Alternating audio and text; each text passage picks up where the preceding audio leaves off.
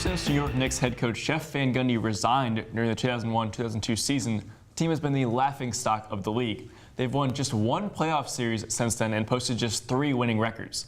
With the hires of GM Scott Perry and president of basketball operations Steve Mills, it seems like the Knicks may finally be back on track. So guys, the Knicks are looking a little better this year. Who is the most promising young player on the Knicks squad? Brad, we'll start with you. So I think it's got to be Frank Ntilikina. When he was in the draft a couple years ago, I said that I'd rather have Frank than De'Aaron Fox or Dennis Smith, and I still stand by that. He's a guy who can be a big point guard, who can distribute well in a pick and roll, or can be a defensive dynamo who will make an all-NBA defensive team and as his career goes on. He's going to make an all-defensive team. Yes, and he Last can guard season, the his one. rookie season, I'm supporting him here. I agree with you. It's Frank Ntilikina. Frank is only 20 years old. He's younger than most of the players in this most recent draft. Yeah. Last season, he ranked first in pick and roll defense.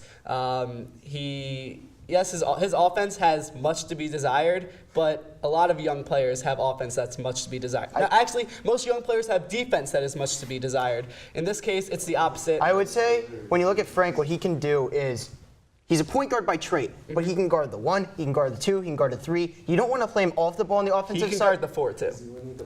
Let's slow down there. On switches. The point I'm making here is the versatility he brings defensively and his distributing ability compensate for the lack of offensive shot creation. But his offense does need to develop. Yes, it does. But you have confidence that you have seen throughout this year. He's willing to take shots. I think it'll come in time. And not even just Frank. I look at Mitchell Robinson and Kevin Knox. They killed this draft this year. The Knicks have a beautiful young core. Mitchell Robinson has potential like Clint Capella or DeAndre Jordan. Kevin Knox, we don't even know where his potential is because he's played not even 5 games this season, and I mean he's just shown a lot. And we saw how great he was in summer league. Robinson, you can see Robinson. He closes out on shots from the paint to the line. His lane span is incredible. The fact that he can block 3-point shots with ease. Dwight Howard put up a shot. We know they have a lot of young talent, but coupling that you have to think about Kristaps Porzingis towards ACL in February.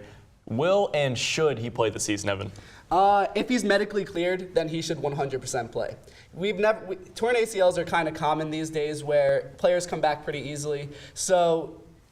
But it's never happened with a 7'3" player. So if Kristaps is medically cleared, then yes, come back so we can kind of show him off to future free agents. The Knicks, they stretched Noah.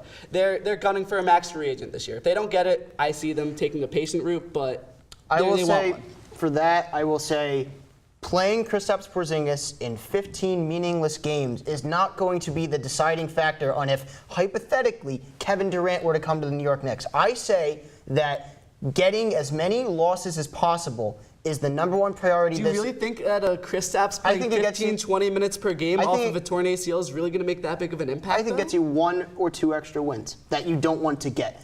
I think, personally, I look at it as, even if he is cleared, when do we think he gets cleared? Late February, early March? At which point, 15 games left in the season, give or take? I don't like the concept of just sitting a guy to tank.